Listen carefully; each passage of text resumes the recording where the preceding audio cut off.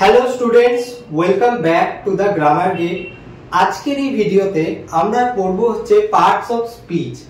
Parts of speech হলো একটি বাক্যের বিভিন্ন অংশের সমষ্টি। তো তোমরা যদি ইংলিশ ব্যাকরণে পার্টস অফ স্পিচ সম্পর্কে যদি না পড়ো, তাহলে তোমরা হচ্ছে কোনো সেন্টেন্স ইংলিশে তৈরি করতে পারবে না।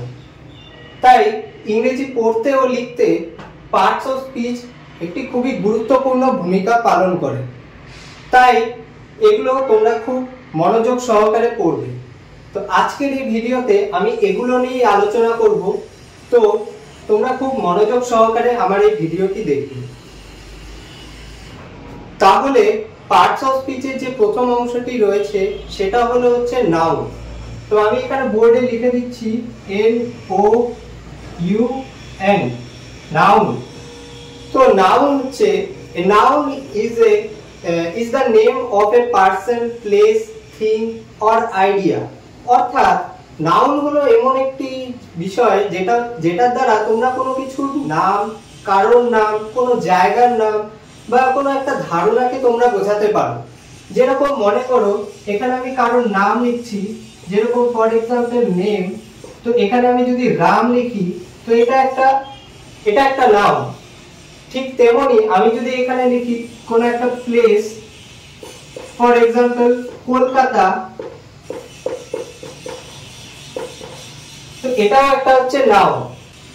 ঠিক সেরকমই আমি যদি এখানে কোনো হচ্ছে জিনিসের নাম, যেরকম হচ্ছে কোনো থিং, যেমন বুক লিখলাম, তো এটাও একটা হচ্ছে নাউন। একইভাবে কোনো একটা আইডিয়া বা মনের ভাব বা আবেগ, সেটা যদি আমি লিখি যেরকম হ্যাপিনেস,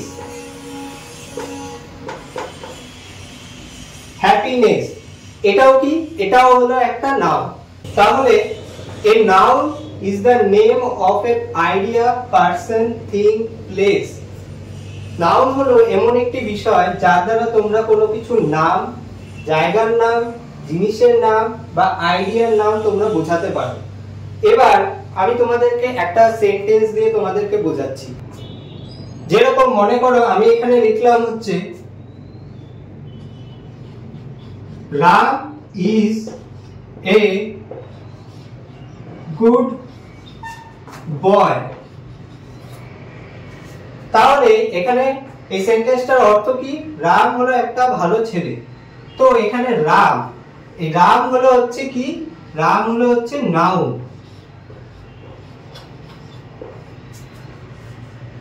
তো তোমরা বুঝতেই পারছো যে নাউন কাকে বলে। A noun is the name of a person, place, idea or thing. অর্থাৎ নাউন হলো এমন একটি বিষয় যার দ্বারা তোমরা কারোর নাম, কোনো জায়গার নাম, কোনো বস্তুর নাম বা কোনো ধারণার নামকে তোমরা বোঝাতে পারো। এবার পার্টস অফ স্পিচের যে সেকেন্ড পয়েন্টটি রয়েছে সেটা হলো হচ্ছে প্রোনাউন। তো এখানে আমি প্রোনাউন লিখছি PRONOUN, pronoun. A pronoun is a word that replaces the noun। অর্থাৎ প্রোনাউন হলো এমন একটি শব্দ যেটা হচ্ছে নাউনকে কি করে রিপ্লেস করে দেয়। যেরকম এটাকে বাংলায় তোমরা বলতে পারো সর্বনাম। যেরকম তোমরা ফর এক্সাম্পল প্রোনাউন ইংরেজিতে পড়ে থাকবে, যেরকম আই, শি, হি, হার, এগুলো কি? এগুলো সব হচ্ছে প্রোনাউন। তো আমি যেরকম এখানে একটা সেন্টেন্স লিখছি, যেরকম মনে করো Ram is going to school.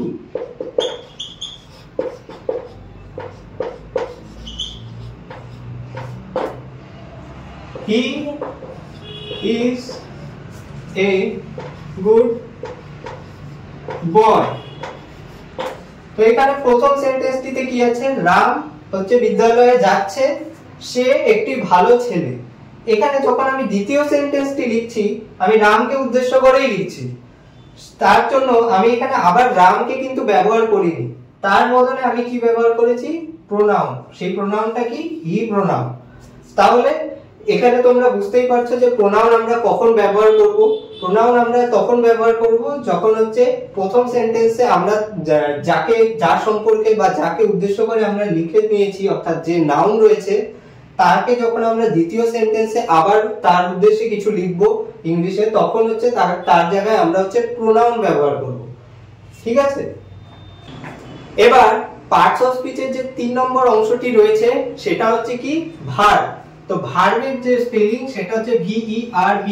এর অর্থ হলো হচ্ছে কোনো কিছু করা বা ক্রিয়া, যাকে আমরা বলি বাংলায়।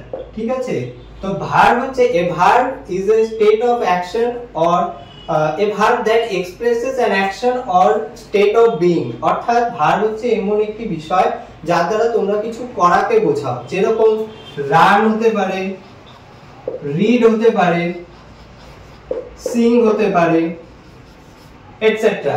অর্থাৎ কোনো কিছু কাজ করাকে তোমরা হচ্ছে ভার্ব বলতে পারো। তো ফর এক্সাম্পল যেরকম একটা আমি সেন্টেন্স লিখছি, she sings a song। সে কি করে, সে হচ্ছে একটি গান গাইছে, সে গান গাইছে, এই সেন্টেন্সটির অর্থ সে। তো এখন যদি আমি প্রশ্ন করি সে কি করছে, তো হচ্ছে সে হচ্ছে গান করছে, এটা একটা অবজেক্ট। তো এখানে যে সিংস মানে গান করা, এটাই হচ্ছে ভার্ব এই সেন্টেন্সে। তো বুঝতে পারছো যে ভার্ব কি? ভার্ব হচ্ছে এরকম একটি বিষয় যেটা হচ্ছে কোনো কিছু করাকে এক্সপ্রেস করে। A verb expresses an action or doing or a state of being. এবার পার্টস অফ স্পিচের যে 4 নম্বর অংশটি রয়েছে সেটা কি, সেটা হচ্ছে অ্যাডজেক্টিভ। ADJECTIVE।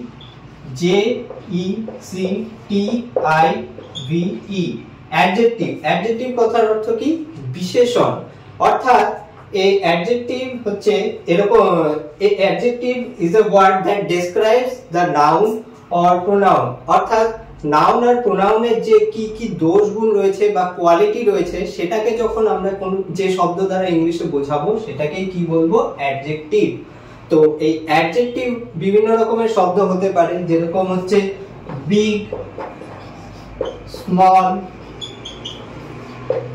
এটসেট্রা। আরো অন্য রকমের শব্দ হতে পারে, যেরকম এর আগের সেন্টেন্সে আমি লিখেছিলাম গুড, এটা হচ্ছে একটা কি, এটা হচ্ছে একটা অ্যাডজেক্টিভ। তো এই প্রত্যেকটা শব্দ দিয়ে আমরা কার দোষগুণ বোঝাবো? আমরা বোঝাবো হচ্ছে নাউনের দোষগুণকে বোঝাবো। অ্যাডজেক্টিভ দ্বারা কোনো নাউন বা প্রোনাউনে তোমরা হচ্ছে দোষগুণকে বোঝাতে পারবে। তো প্রোনাউনেরও তোমরা এখানে দোষগুণ বোঝাতে পারো, প্রোনাউন অ্যাডজেক্টিভের দ্বারা। তো ফর এক্সাম্পল আমি এখানে একটা সেন্টেন্স লিখছি, the sky is blue। তো এখানে তোমরা দেখতে পাচ্ছ স্কাই কি, স্কাই হলো একটা নাউন। স্কাইটা কি রঙের? স্কাইটা হচ্ছে ব্লু, অর্থাৎ নীল রং। তো এটা কি, এটা ব্লুটা হচ্ছে এখানে একটা অ্যাডজেক্টিভ। বুঝলে তোমরা? এবার পার্টস অফ স্পিচের 5th নাম্বার যে পার্টটি রয়েছে সেটা কি, সেটা হচ্ছে অ্যাডভার্ব। ADVERB, adverb. অ্যাডভার্বের বাংলা কি? অ্যাডভার্বের বাংলা হলো হচ্ছে ক্রিয়া বিশেষণ। তো অ্যাডভার্ব কাকে বলে? An adverb modifies the verb, adjective or another adverb। অর্থাৎ অ্যাডভার্ব হলো এমন একটি শব্দ যার দ্বারা হচ্ছে তোমরা হচ্ছে কোনো ভার্ব বা অ্যাডজেক্টিভ বা অন্য কোনো আরেকটা অ্যাডভার্বের তোমরা হচ্ছে তার কোনো কোয়ালিটি বোঝাতে পারবে বা তার সম্পর্কে অতিরিক্ত তথ্য তোমরা দিতে পারবে। সেটা কি দ্বারা দিতে পারবে? সেটা হচ্ছে এই অ্যাডভার্বের দ্বারা দিতে পারবে। অ্যাডভার্ব বিভিন্ন রকমের হতে পারে শব্দ, যেরকম তোমরা মনে করো হচ্ছে slowly, SLOWLY, slowly, quickly, etcetera. তো অ্যাডভার্ব চেনার একটা খুবই সহজ উপায় হচ্ছে কি, কোনো একটা ভার্বের সাথে যদি তোমরা হচ্ছে ly যুক্ত করে দাও, সেটা কি হয়ে যায়? সেটা হয়ে যায় হচ্ছে অ্যাডভার্ব। যেমন একটা সেন্টেন্স আমি তোমাদেরকে দেখাচ্ছি, হি ওয়াকস স্লোলি। এখানে সে হাঁটে আস্তে। তো এখানে সে কি রকম ভাবে হাঁটছে? সে আস্তে হাঁটছে। তো এখানে এই স্লোলি মানে হচ্ছে আস্তে হাঁটা, তো ওয়াকস মানে হচ্ছে হাঁটা এবং স্লোলি মানে হচ্ছে আস্তে। তো তার সেই হাঁটার সে যে কিভাবে হাঁটছে এই সম্পর্কে হচ্ছে তথ্য দিচ্ছে আমাদেরকে, স্লোলি দিচ্ছে। তো স্লোলি হচ্ছে এখানে কি? স্লোলি হচ্ছে এখানে একটা অ্যাডভার্ব। ঠিক আছে, এবার পার্টস অফ স্পিচের যে 6 নম্বর পয়েন্টটি রয়েছে সেটা কি, সেটা হচ্ছে প্রিপোজিশন। প্রিপোজিশন প্রিপোজিশন, এটা হচ্ছে প্রিপোজিশনের স্পেলিং। তো প্রিপোজিশন কি? প্রিপোজিশন হলো হচ্ছে এমন একটি শব্দ, a preposition is a word that defines the relationship between noun or pronoun with between noun or pronoun and another word in a sentence। অর্থাৎ বাক্যের মধ্যে যে নাউন প্রোনাউন রয়েছে তার সাথে অন্য কোন শব্দের যে সম্পর্ক রয়েছে তাকে বোঝানোর জন্য আমরা কি ব্যবহার করব? আমরা ব্যবহার করব হচ্ছে প্রিপোজিশন। তো প্রিপোজিশন বিভিন্ন রকমের হতে পারে, যেরকম মনে করো ইন, অন, আন্ডার, এগুলো এটসেট্রা। এরকম এগুলো দিয়ে হচ্ছে তোমরা কি নাউন বা প্রোনাউনের সাথে বাক্যের অন্য কোন শব্দের হচ্ছে তোমরা সম্পর্ক স্থাপন করতে পারো। ফর এক্সাম্পল আমি এখানে একটা সেন্টেন্স লিখছি, যেরকম the book is on the table. তো এখানে তোমরা দেখতে পাচ্ছ একটি বইটি টেবিলের উপর রাখা আছে। তো বইটি কোথায় রাখা আছে? টেবিলের উপরে রাখা আছে। তো বইটির অবস্থানটাকে আমি বোঝানোর জন্য, আচ্ছা টেবিলের উপরে রাখা আছে এটাকে আমি বোঝানোর জন্য কি ব্যবহার করেছি? এটা বোঝানোর জন্য আমি ব্যবহার করেছি যে অন প্রিপোজিশনটাকে আমি এখানে ব্যবহার করেছি। অন শব্দের অর্থ হচ্ছে উপরে। তো এখানে তোমরা বুঝতে পারছো যে a preposition is a word that describes the relationship between noun or pronoun and a word in a sentence। অর্থাৎ কোনো একটি সেন্টেন্সের মধ্যে যে নাউন অথবা প্রোনাউন রয়েছে তার যে কি সম্পর্ক রয়েছে বাক্যের অন্য যে শব্দগুলির সাথে তা বোঝানোর জন্য আমরা যে ওয়ার্ডটা ব্যবহার করব সেটাই হলো হচ্ছে প্রিপোজিশন। ঠিক আছে? এবার পার্টস অফ স্পিচের যে 7 নাম্বার পার্টটি রয়েছে সেটা কি? সেটা হচ্ছে কনজাংশন। Conjunction, CONJUNCTION। কনজাংশন শব্দের অর্থ কি? কনজাংশন শব্দের অর্থ হলো হচ্ছে সংযোজক। তো কনজাংশন কাকে বলে? A conjunction joins the words, phrases or sentences। অর্থাৎ দুই বা ততোধিক শব্দ বা বাক্যের অংশ বা বাক্যকে যদি আমরা যুক্ত করতে চাই তাহলে আমরা কি ব্যবহার করব? আমরা হচ্ছে কনজাংশন ব্যবহার করব। তো কনজাংশন বিভিন্ন রকমের হতে পারে, যেরকম and, or, but, এটসেট্রা। এই কনজাংশন গুলো দ্বারা আমরা দুই বা ততোধিক শব্দ বা বাক্যের অংশ বা হচ্ছে তোমরা দুই বা ততোধিক সেন্টেন্সকে একসাথে একটি সেন্টেন্সে যুক্ত করে একটি সেন্টেন্সে পরিণত করতে পারো। যেরকম এখানে আমি একটি সেন্টেন্স তোমাদেরকে দেখাচ্ছি, he wanted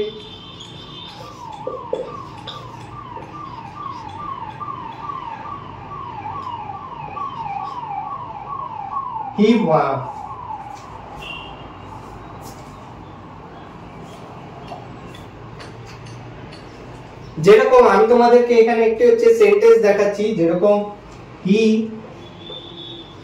wanted to play। এবার এই সেন্টেন্সটার সাথে যদি আমি এখন আরো অন্য একটি সেন্টেন্স যদি যুক্ত করতে চাই, যেরকম ফর এক্সাম্পল আমি এখানে লিখছি it was raining। সে খেলতে চাচ্ছিল কিন্তু বাইরে হচ্ছে বৃষ্টি হচ্ছিল। তো এই দুটো সেন্টেন্স, এখানে দুটো আলাদা সেন্টেন্স। এবার আমি যদি এই দুটো সেন্টেন্সকে একটি সেন্টেন্সে পরিণত করতে চাই তাহলে আমি এখানে কি ব্যবহার করব? এখানে আমি হচ্ছে একটা কনজাংশন ব্যবহার করব। সেই কনজাংশনটা কি? কনজাংশনটা হবে হচ্ছে ভার্ব। তাহলে দেখো এখানে সেন্টেন্সটার অর্থ কি দাঁড়াচ্ছে? সে খেলতে যেতে চাচ্ছিল কিন্তু বাইরে বৃষ্টি হচ্ছিল, তার জন্য সে হচ্ছে খেলতে যেতে পারছিল না। তো এটা একটা মিনিংফুল আর কি সেন্টেন্স দাঁড়াচ্ছে। তো এখানে হচ্ছে তোমরা হচ্ছে কনজাংশন বাটের দ্বারা এই দুটো সেন্টেন্সকে একসাথে সংযুক্ত করতে পেরেছো। তো এইভাবে তোমরা হচ্ছে কনজাংশনের দ্বারা দুই বা ততোধিক শব্দ বা বাক্যের অংশ বা বাক্যকে তোমরা একসাথে সংযুক্ত করে একটি বাক্যে পরিণত করতে পারো। এবার আমরা পার্টস অফ স্পিচের যে 8 নম্বর অংশটি রয়েছে অর্থাৎ ইন্টারজেকশন। ইন্টারজেকশন স্পেলিং আমি এখানে লিখছি INTERJECTION। ইন্টারজেকশন শব্দের বাংলায় অর্থ হচ্ছে কোনো আবেগসূচক শব্দ। যেরকম মনে করো এই ইন্টারজেকশন কাকে বলে, যেরকম আমি প্রথমে বলে দিচ্ছি যে interjection is a word that expresses a certain emotion, অর্থাৎ আমাদের মধ্যে যে হঠাৎ করে যে আবেগ সৃষ্টি হয় সেটাকে আমরা যে শব্দ দ্বারা প্রকাশ করব ইংরেজিতে তাই হলো হচ্ছে ইন্টারজেকশন। যেরকম মনে করো ওয়াও, ও, অ্যালাস। তো এগুলো প্রত্যেকটা শব্দ কি, এগুলো প্রত্যেকটা শব্দ হচ্ছে একটা এক একটা ইন্টারজেকশন শব্দ। তো এগুলো শেষে তোমরা হচ্ছে এক্সক্লেমেশন মার্ক অবশ্যই ইউজ করবে একটা ইন্টারজেকশন শব্দের শেষে। তো যদি তোমরা এক্সক্লেমেশন মার্ক না দাও তাহলে কিন্তু তোমাদের ইন্টারজেকশন শব্দ তৈরি করা হবে না, এটা তোমরা সবসময় মাথায় রাখবে, ঠিক আছে? তো ফর এক্সাম্পল আমি এখানে একটা সেন্টেন্স লিখছি, তো তোমরা সেটা লক্ষ্য রাখবে যে আমি কি লিখছি, যে ও what a image। আমি এখানে ইন্টারজেকশন শব্দ ও ব্যবহার করেছি এবং তার পাশাপাশি হচ্ছে এক্সক্লেমেশন মার্ক, অর্থাৎ এই চিহ্নটি আমি এখানে ব্যবহার করেছি। তার জন্য কি হয়েছে, এটা হচ্ছে একটা ইন্টারজেকশন শব্দ তৈরি হয়েছে। আমি কি প্রকাশ করছি, আমার মনের যে একটা আবেগ বা বিস্ময় রয়েছে সেটা আমি এই সেন্টেন্সটির দ্বারা প্রকাশ করছি। যেরকম ও হোয়াট এ ইমেজ, অর্থাৎ কি অদ্ভুত এই ইমেজটি, অর্থাৎ এই ছবিটি। আমি আমার মনের হচ্ছে একটা ভাবনা বা আবেগকে এখানে প্রকাশ করছি। তো ইন্টারজেকশন শব্দের অর্থ কি, ইন্টারজেকশন হচ্ছে an interjection is a word that expresses the sudden emotion of our mind, অর্থাৎ আমাদের মনের মধ্যে যে হঠাৎ করে সৃষ্টি হওয়া যে আবেগ, সেই আবেগকে আমরা যে শব্দের দ্বারা ইংরেজিতে প্রকাশ করব তাই হলো হচ্ছে interjection. So these are the all 8 parts of speech। তো এগুলো এই পার্টস অফ স্পিচ গুলো তোমাদের জানা খুবই দরকার, কারণ এগুলো ছাড়া তোমরা ইংরেজি বলতে পারবে না, ইংরেজি শিখতে পারবে না। তো এগুলো তোমাদের খুব মনোযোগ সহকারে বই থেকে পড়তে হবে এবং মনে রাখতে হবে সবসময়। এগুলো তোমাদের ভবিষ্যতে ইংরেজি পড়তে গেলে বা ইংরেজি বলতে গেলে তোমাদের এগুলো সবসময় তোমাদের এগুলো কাজে লাগবে। তো if you found this video helpful, তো অবশ্যই ভিডিওটি লাইক এবং আমার চ্যানেলটিকে সাবস্ক্রাইব করবে এবং কমেন্টে আমাকে জানাবে তোমাদের এই পার্টস অফ স্পিচের মধ্যে সবথেকে কঠিন কোন বিষয়টিকে লাগে। তাহলে আমি আজকে এই ভিডিওটি এখানেই শেষ করছি। এরপর দেখা হবে আমাদের পরবর্তী ভিডিওতে। নিচে কমেন্টে আমি আমার টেলিগ্রাম চ্যানেলের হচ্ছে লিংক দিয়ে দেবো, তোমরা সেখানে জয়েন করতে পারো। তো সেখানে আমি আমার ডেইলি ভিডিওসের আপডেট এবং বিভিন্ন স্টাডি ম্যাটেরিয়ালসও প্রোভাইড করে দিই, তো সেখানে তোমরা অবশ্যই জয়েন করবে। তাহলে দেখা হবে আমাদের পরবর্তী ভিডিওতে। তো আজকের এই ভিডিও এখানেই। Thank you very much for watching.